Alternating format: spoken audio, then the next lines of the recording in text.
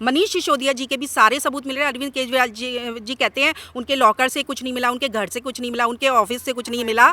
तो ये इतने शातिर लोग हैं, मतलब जो सीबीआई घर पे छापा मारने आएगी वो अपने घर में रखेंगे क्या? लोगों को बरगलाएंगे, लोगों को क्या बेवकूफ़ समझा है? पता नहीं कहाँ कहाँ पर है। सीबीआई अभी जांच कर रही है और सब कुछ निकल कर आएगा और मनीष सिसोदिया जी 100% जेल जाएंगे। तो वो स्क्रिप्ट पढ़कर मीडिया के सामने बोल रहे थे कि सीबीआई ने मुझे खरीदने की कोशिश की है। तो मैं तो कहती हूँ उस अफसर का नाम बता दो, उस अफसर का नाम सार्वजनिक करो ना, उसको सजा मिलनी चाहिए इस चीज़ की।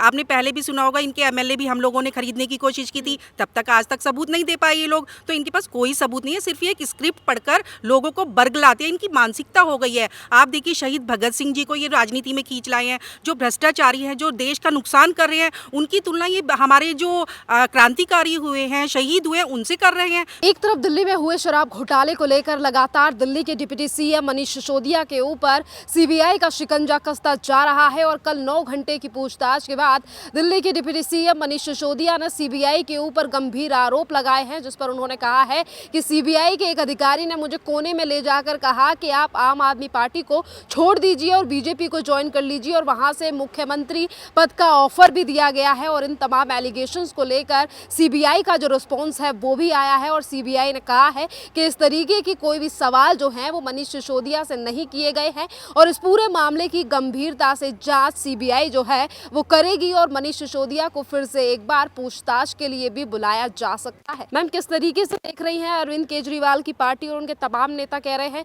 सीबीआई का इस्तेमाल कर रही है बीजेपी? देखिए, जब मनीष सिसोदिया जी के लिए सम्मन आया तो अरविंद केजरीवाल जी ने शोर मचाना शुरू कर दिया कि वो जेल जाएंगे। और ये कहते हैं मनीष सिसोदिया जी जब जेल से सम्मन से छूट कर आए तो कहते हैं कि मुझे सीबीआई ने बोला है कि आप पार्टी छोड़ दो, हम आपको सीएम बना देंगे और जाके ये मीडिया में खबर फैला दो। तो वो स्क्रिप्ट पढ़कर मीडिया के सामने बोल रहे थे कि सीबीआई ने मुझे खरीदने की कोशिश की है। तो मैं तो कहती हूँ उस अफसर का नाम बता दो, उस अफसर का नाम सार्वजनिक करो ना, उसको सजा मिलनी चाहिए इस चीज़ की। आपने पहले भी सुना होगा इनके एमएलए भी हम लोगों ने खरीदने की कोशिश की थी, तब तक आज तक सबूत नहीं दे पाए ये लोग। तो इनके पास कोई सबूत नहीं है, सिर्फ ये एक स्क्रिप्ट पढ़कर लोगों को बरगलाते हैं। इनकी मानसिकता हो गई है। आप देखिए शहीद भगत सिंह जी को ये राजनीति में खींच लाए हैं, जो भ्रष्टाचारी हैं, जो देश का नुकसान कर रहे हैं, उनकी तुलना ये हमारे जो क्रांतिकारी हुए हैं, शहीद हुए हैं, उनसे कर रहे हैं। मैं तो कहती हूँ जो जन आंदोलन बहुत बड़ा खड़ा होना चाहिए और इनके विरुद्ध वो आंदोलन होना चाहिए जिस तरह से हमारे शहीदों का नाम का अपमान कर रहे हैं। सीबीआई की जांच को लेकर बार बार पे ये चीज़ें भी कही जा रही हैं कि गुजरात में आम आदमी पार्टी का ग्राफ बढ़ रहा है, मनीष सिसोदिया गुजरात में प्रचार के लिए निकल रहे हैं, उनकी गिरफ्तारी करा सकती है बीजेपी। देखिए, इनको प्रोपगेंडा कुछ बनाना होता है। आप देखिए गुजरात की जनता मोदी जी से बहुत सेटिस्फाई है। आप देखिए कितना विकास हुआ है। गुजरात की जनता भोली भाली नहीं है, वो बहुत शातिर है, वो बहुत समझदार है। वो जानती है कि हमारा भला किसमें, और वो फ्री की रेवड़ियाँ खाने वालों में से नहीं है। जैसे दिल्ली में इन्होंने झूठ बोलकर लोगों को बरगलाया, लेकिन गुजरात की जनता इनके बहकावे में कभी नहीं आएगी। गुजरात की जनता भली भांति जानती है कि हमारा विकास मोदी जी के साथ है।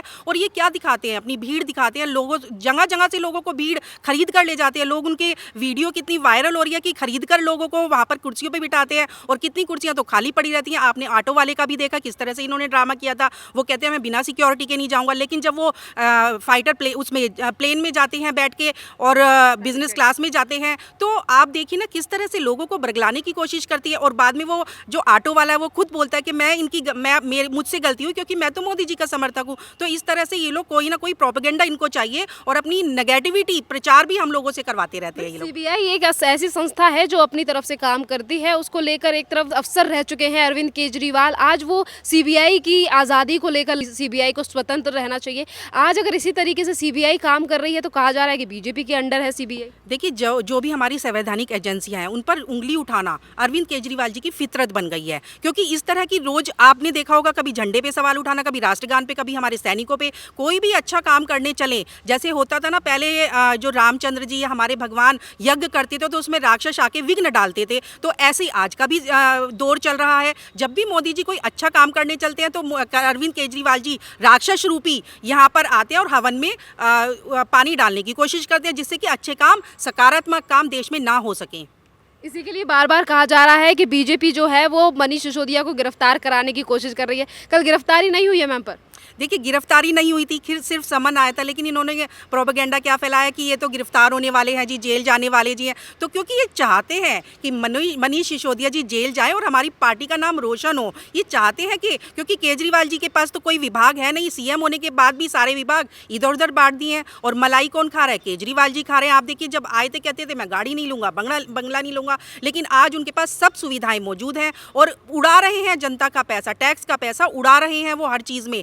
आज उनके पास गाड़ियों का काफिला चलता है, पहले कहते थे मेरे पास तो वैगनर है, मैं उसी से सेटिस्फाई हूँ। तो ये एक ड्रामा है, ये एक बहुत बड़ा ड्रामा है लोगों को ठगने का। आपने देखिए दिल्ली का कितना बड़ा सर्वनाश हुआ है, दिल्ली में कोई विकास का कार्य नहीं हुआ है। देश की नंबर 1 जो दिल्ली है देश की राजधानी है और प्रदूषण में नंबर 1 है। आप देखिए कितना ग्राफ, आज भी ANI की रिपोर्ट आई है, कितना प्रदूषण आनंद विहार के एरिया में अभी से होना शुरू हो गया, लेकिन उनको उसकी परवाह नहीं है, लोगों की जान की परवाह नहीं है, उनको इलेक्शन की परवाह है, उनको लोगों को कैसे बरगलाएं, झूठ बोले, चोरी करे, भ्रष्टाचार करे, उसकी परवाह है। उनको परवाह नहीं है लोगों की सेहत की, उनको ना हॉस्पिटल्स देखने हैं, ना उन्हें स्वास्थ्य देखना है, ना उन्हें प्रदूषण देखना है, ना उन्हें स्कूल देखना है। आप देखिए स्कूल में भ्रष्टाचार हुआ, हर चीज़ में एक एक चीज़। आप देखिए इन्होंने बोला था 1000 बसें लेकर आऊंगा इलेक्ट्रॉनिक, आज तक एक बस नहीं आई है, लेकिन प्रचार के लिए होर्डिंग लगाने के लिए एक बस का उद्घाटन करेंगे झूठ मूठ का और उसके विज्ञापन करोड़ों रुपये में छपवा देंगे। आज देखिए पंजाब में पराली, पहले बोलते थे पराली के कारण प्रदूषण हो रहा है, लेकिन आज पंजाब में पराली जल रही है, उसको कौन बोलेगा आकर? उसके लिए नहीं बोलेंगे क्योंकि अब तो पंजाब इनके हाथों में, अब नहीं बोलेंगे क्योंकि इनकी जो राजनीति है सिर्फ एक भ्रष्टाचारी राजनीति है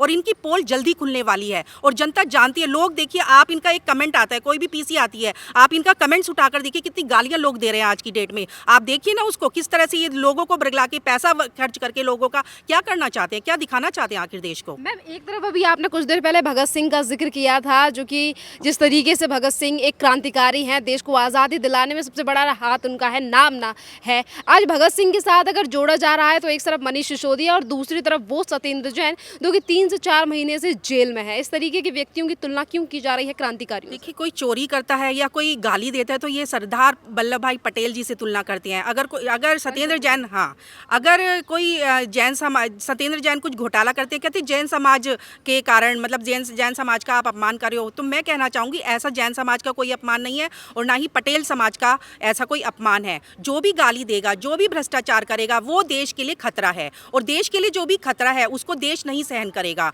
आप देखिए एक बड़ा जन आंदोलन होने वाला है इनके खिलाफ। आज गली गली में लोग परेशान हैं। दिल्ली में इन्होंने शराब का हब बना दिया है। आज लेडीज़, बच्चे, जो बूढ़े हैं, जवान हैं, सब इनसे परेशान है क्योंकि उनके घर में जो आय की इनकम होती थी वो शराब में चली जाती थी। तो आज सबको आदत पड़ गई, इन्होंने एडिक्शन दे दिया है शराब का, आज बंद कर दिया थोड़े टाइम के लिए, लेकिन लोग इतने परेशान हैं उस चीज़ के लिए क्योंकि इनको चाहिए तब टैक्स का पैसा। इनको कोई अच्छा काम नहीं करना था दिल्ली में। अगर अच्छा काम करते तो शायद हम कहते बहुत अच्छा काम किया, हम विपक्ष में बैठे हैं, अगर अच्छा करते तो हम उसको सराहनीय काम बोलते, लेकिन इन्होंने तो बिल्कुल नर्क बना के रख दिया दिल्ली को। अरविंद केजरीवाल तो कह रहे हैं कि दिल्ली को हमने नंबर 1 बनाया है, लंदन बनाने की तैयारी है और दिल्ली का मॉडल ही दिखाकर एक तरफ उन्होंने पंजाब में सरकार बनाई है और अब तैयारी उनकी गुजरात की है और इसीलिए गुजरात को लेकर वो बार बार कहते हुए भी नजर आते हैं कि गुजरात की जनता बदलाव चाहती है।